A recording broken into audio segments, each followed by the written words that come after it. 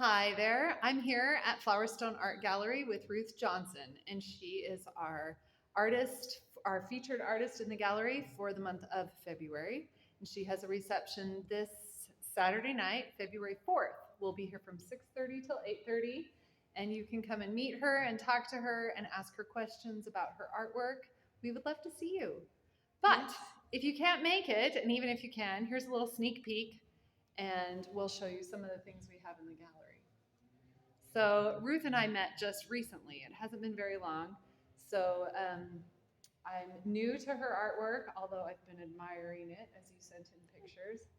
So a lot of your artwork is in colored pencil. Yes. And would you say that's your main? That's been my main medium for many, many years. I did colored pencil while my kids were growing up because it was clean and containable. Yeah, it's quick to get out, Quick to and put back easy, away. They and can't it smear it. doesn't smear. And yeah, so that's why, plus I love to draw. Okay. So drawing has always been one of my favorite things. And you were telling me that you did study art. I started out as an art major at BYU.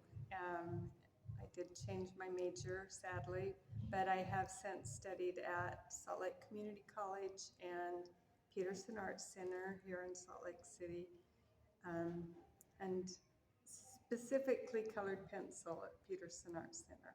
Nice. Though I did take oils for a little while there too. Okay. So. And yeah. your other paintings here, are they acrylic or oils? They're all oils except for Okay. the big one. Except for the big one. Okay, well, let's take a look at some of yours. So let's start over here. She has some florals on display. I'm going to show you some of these in colored pencil. So that's beautiful. Heavenly Blue Morning Glories, they were from my backyard, and my grandfather had them over his back porch, so it's always been a tender spot for me. Me too, isn't that? I think it's because it's not maybe a real common flower. No, and it's old-fashioned. When we were kids, my sister planted morning glories in our yard, and so they always remind me of her because those were the seeds she chose with the morning glories. So that was funny. And this one has been Best of Show and People's Choice Award in 2 different exhibits. Oh yeah. So Well, the detail is just beautiful. That's one of my favorites. Always touches my heart. And you have some wildlife, some birds. I love doing birds too. I love hummingbirds, and these are a couple of hummingbirds that they're just so fun. They're such amazing little birds. So thought I'd try my hand because I hadn't done any wildlife for that. So they're my first attempt at other than flowers. And then, okay, so I'm not going to talk about every one of the pieces, even though you might want me to, because I think you should come down to the gallery and see her work this month. But we also have some pieces here of some children. So you do some portraiture and you do some landscape. I don't know. I mean, this is portrait, but it's also landscape. Capturing a moment, having a story is a beautiful thing. My 2 oldest grandkids, when they were 3 years old. Oh, love that. And that was fun at Yellowstone Lake. Love the beach. The detail on the beach is just gorgeous. Okay, I don't know if they can even see that, but that's really pretty in there. It's hard with the lights in here. Crazy. Come see it. And this one you said was from a trip? That's from Italy, and that's watercolor. So I haven't done a lot of watercolor, but that's in Vernazza, which is one part of Cinque Terre on the Mediterranean coast. I hope one day I go there so I know where you're talking about. Absolutely wonderful place to go. That would be fantastic. And then, some more. These have stories. These are people with stories like that. Same kids.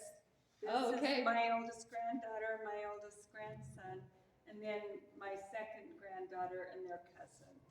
So that's when my son was at Notre Dame. So that's in Notre Dame. Cute moments in time Yes. that you capture, right? That you can show. I'm gonna flip this around here so we don't have the Glare. light so bad. Okay, and then these landscapes are just And these are all palette knife. I had a teacher suggest I try something other than my more realistic. So I tried palette knife. And it's an opportunity for me to loosen up and do something for your that's been Were you good. in a landscape class? Well, I don't think people can just do that. People can't just switch from that to this successfully. Like landscape is a different. I tried landscape. Colored pencil landscape isn't my favorite. Where doing palette knife landscape, I like. I want to show you guys A how lot. thick and luscious this is. And Love palette knife. these are from 2 trips along the California coast. Beautiful. And, you know, the ocean is ever changing. I've got some I want to do from Ever changing. I did one plein air of the ocean. Oh, wow. Which is insane. I don't recommend you try it because I just kept going.